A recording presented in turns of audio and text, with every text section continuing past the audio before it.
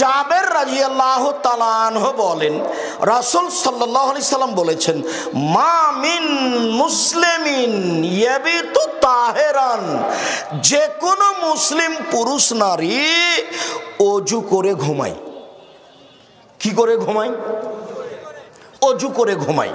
সুমা তাররা মিনাল লাইলে, তারপর শেষ রাতে উঠে, 3 ভাগের 2 ভাগ পার হয়ে গেছে, দিয়ে উঠে ফায়াসালুল্লাহ মিন খায়রিন নামনি দুনিয়া ওয়াল আখিরা, তারপর আল্লাহর কাছে চাই ইহকালের কিছু, পরকালের কিছু, ইহকালের কিছু, পরকালের কিছু। ইহকালের কিছু মহেন্দ্রগঞ্জ বাজারের উপরে 6 শতক জমি ইহকালের, পরকালের জান্নাত দাও, পাপ ক্ষমা করে দাও। ইহকালের কিছু, পরকালের কিছু, ইহকালের কিছু, পরকালের কিছু কিছু ইয়া ইল্লা তাহু ইয়াহু দিবে নি, দিবে নি, দিবে নি, দিবে দিবেই। এবার আগের হাদিস থেকে একটু পার্থক্য হয়েছে। এবার রাতে ঘুমাতে হলে কিভাবে ঘুমাতে হবে? ওযু করে। ওযু করে ঘুমিয়ে রাতের 3 ভাগের 2 ভাগ পার হওয়ার পরে উঠতে হবে। উঠে এখন ওই পদ্ধতিতে বলতে হবে, তাহলে আল্লাহ দিবেনি, দিবেই দিবে। এ কথা মুহাম্মদ সাল্লাল্লাহু আলাইহি ওয়াসাল্লাম বলেন।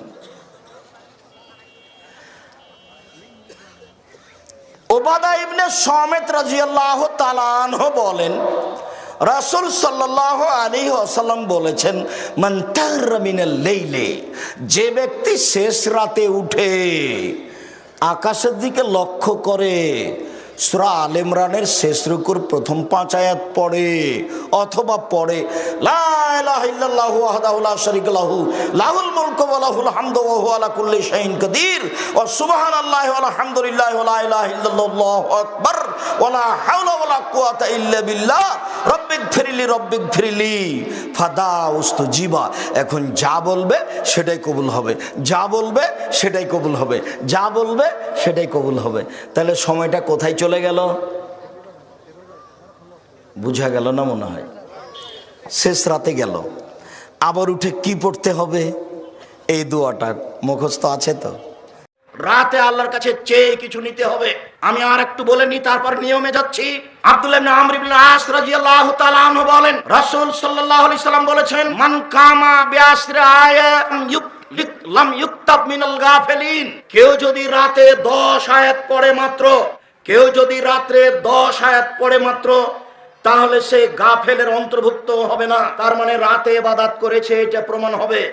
আপনার জীবনে একদিনও নয়, আপনার বয়স 60 বছর, একদিনও নেই। আল্লাহর নবী বলেন, কেউ যদি রাতে 10 আয়াত পড়ে, তাহাজ্জুদ পড়ে 2 রাকাত 4 রাকাত 6 রাকাত 8 রাকাত, তাহলে সে গাফেলের অন্তর্ভুক্ত নয়। 2 ওমান কামা বিমিয়াতি আয়াত, কেউ যদি রাতে 100 আয়াত পড়ে, কুতিবা মিনাল কানিতিন, তাহলে পরহেজগারদের অন্তর্ভুক্ত। যারা পৃথিবীতে নবী রাসূল সালেহ সিদ্দিক সোহদা ভালো মানুষ দুনিয়া থেকে চলে গেছে, তাদের অন্তর্ভুক্ত হবে এই ব্যক্তি। ওমান কামা বিআলফি আয়াত, কেউ যদি রাতে 1000 আয়াত পড়ে কোরআন মাজিদ, তাহাজ্জুদ পড়ে রাতে কোরআন মাজিদ পড়ে পড়ে তার যদি 1000 আয়াত হয়ে যায়, তাহলে কুতিবা মিনাল মুকান্তিরিন, যারা খুব সম্মানী মানুষ, যারা একেবারে হাই পর্যায়ের, যারা খুব উপর পর্যায়ের সম্মানী, যারা আল্লাহর সবচেয়ে নিকটে, আপনি তাদের অন্তর্ভুক্ত হয়ে যাবেন।